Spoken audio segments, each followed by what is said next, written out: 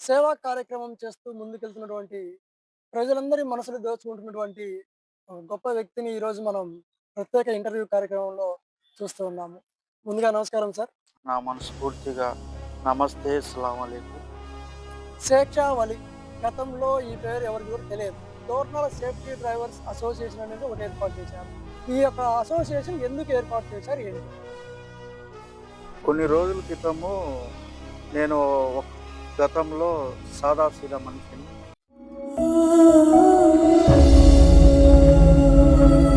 కర్నూలు బాడిగకు వెళ్తుంటే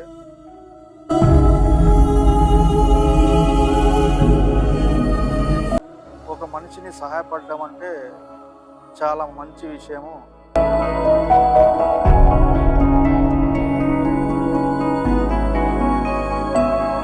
డ్రైవర్ అనేవాడు గుర్తిస్తున్నాడు అంటే అది ఒక సేఫ్టీ డ్రైవర్ అసోసియేషన్ వల్ల.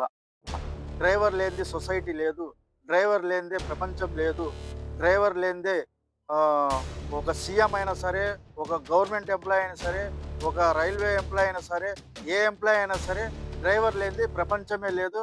ఈ డ్రైవర్లకు సహాయం చేయాలనే ఆలోచన ఎందుకు వచ్చింది? ఈ ఏరియాలో మీరు ఏమేమి కార్యక్రమాలు చేశారు ఏంటి? ఈ అంబులెన్స్ రావడానికైనా ఆలస్యం అవుతుందేమో కానీ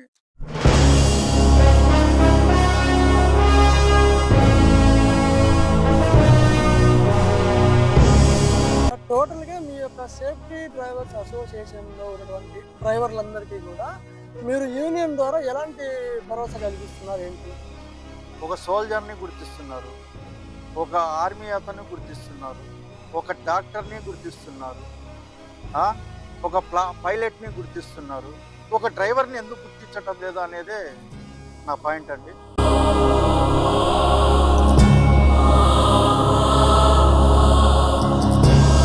అంటే మీ యొక్క డిమాండ్స్ ఏంటి? మాకు డిమాండ్స్ అయితే 11 డిమాండ్స్ ఉన్నాయి.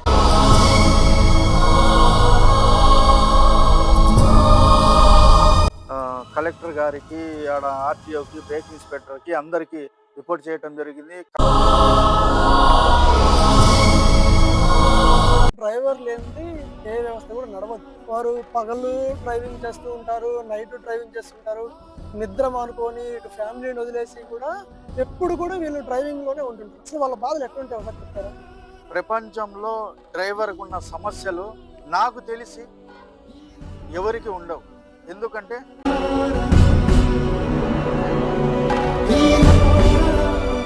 ఒకళ్ళు ఓనర్తో గొడవ ఉంటుంది, ఒకళ్ళ బాడిగా వచ్చిన వాళ్ళు రెంట్ వాళ్ళతో ఉంటుంది, ఒకళ్ళు పార్టీ వాళ్ళతో ఉంటుంది, ఒకడు బండి రుద్దుకుని పోయిన వాడితో ఉంటుంది.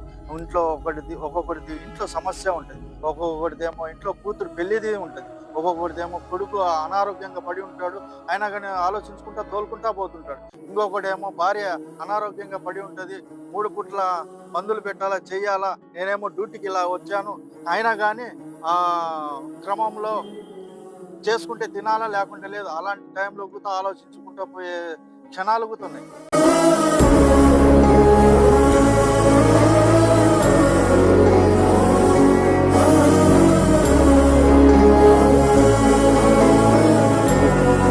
మీరు సేవా కార్యక్రమాలు చాలా బాగా చేస్తూ ఉన్నారండి. అసలు ఏంటి ఈ సేవా కార్యక్రమాలు చేయాలనే ఆలోచన ఎందుకు వచ్చింది?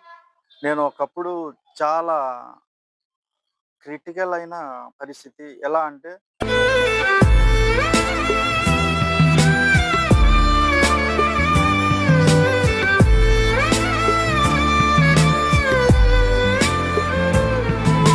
కుల మతాలకు అతీతంగా కూడా మీరు సేవా కార్యక్రమాలు చేస్తున్నారు. ఇవన్నీ కూడా ఎలా అనిపిస్తున్నాయి ఏంటి? నా మతం మానవత్వం, నా మతం మానవత్వం. ఎవరైతే శిక్షాగాడికి వచ్చి అన్నా అని ఆకలి అంటే నా చాతని వరకు నేను సాయం చేయటం వరకు నేను ముందు అడుగులో ఉంటాను. అన్నా అంటేనే ఉన్నానంటూనే చిన్నోడి కోసం. గుర్తుపెట్టుకోండి, నా కాడ కుల భేదాలు అనేది లేనే లేదు.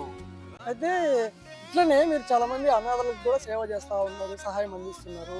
తర్వాత ఎవరైనా తల్లిదండ్రులు లేకపోయినా, లేదంటే ఏదైనా ఆడపిల్లలకి పెళ్ళిళ్ళకి కావచ్చు, తర్వాత ఎవరైనా ఇల్లు లేక ఇల్లు కట్టుకునే వాళ్ళకి కూడా మీరు సేవ చేస్తున్నారు.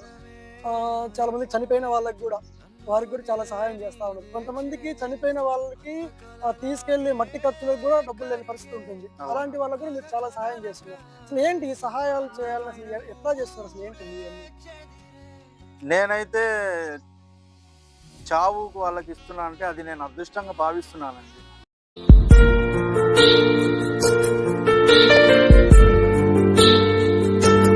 అంటే మీరు ఈ సేవా కార్యక్రమాలు చేస్తుంటే చాలా మంది కూడా మిమ్మల్ని మెచ్చుకుంటున్నారు.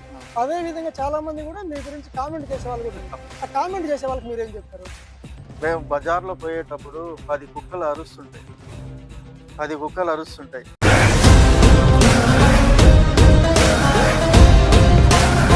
వాడు ఎంత ఎక్కిరిస్తే అంత ముందు పోయేవాడినే కానీ వెనక్కి అడిగేసే మాత్రం సమస్య ఉండదు.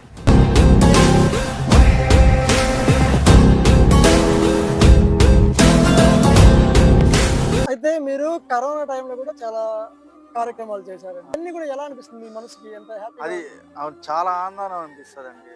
మా అన్నలకు అక్కలకు పోయే వాళ్ళకు నా వరకు పెరుగన్నము మజ్జిగ ప్యాకెట్లు అందిస్తుంటే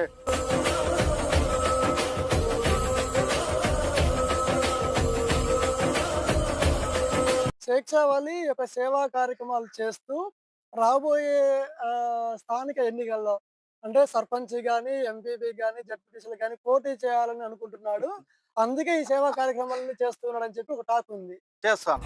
సర్పంచ్గా దేనికైనా సరే, ఎంపీపీగా కానీ దేనికైనా ఏంటంటే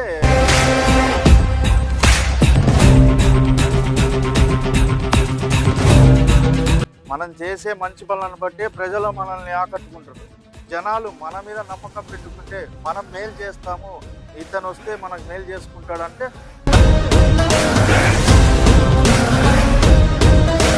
ఎందుకంటే ప్రజల కోసమే నేను ఏదైనా ఎంత దూరమైన పోతాను. మాకున్న సమాచారము ఎమ్మెల్యేగా కూడా పోటీ చేయబోతున్నారు అని చెప్పి దీనికి ఏమంటారు? ఎమ్మెల్యేగా అంటే మీరు ఎక్కడైనా విన్నారా లేకుంటే ఎవరైనా చెప్పారా? అంటే ఒక సమావేశంలో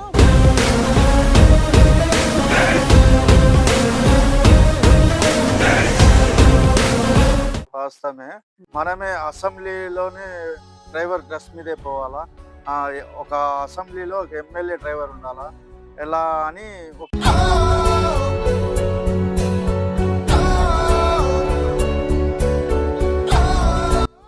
డ్రైవర్లకు సహాయం చేయాలా, మంది ఒక సంస్థ ఏర్పాటు అయితే అంటే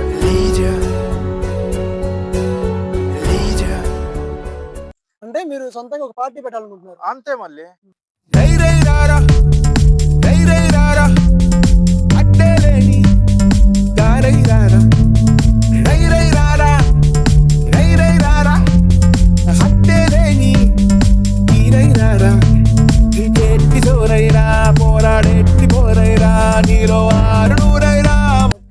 అంటే మీరు ఎమ్మెల్యేగా పోటీ చేస్తే ఆ యొక్క డ్రైవర్ డ్రెస్ లోనే పోటీ చేస్తారా? అంతే.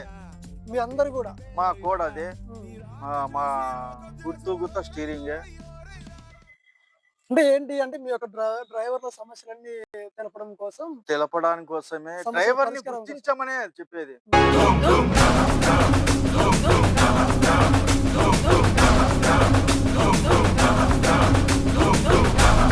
మేము కమిటీ అయ్యి ఒక 5,000 మందిగా ర్యాలీగా నానా చంద్రబాబు నాయుడు గారికి లోకేష్ దగ్గరికి వెళ్ళి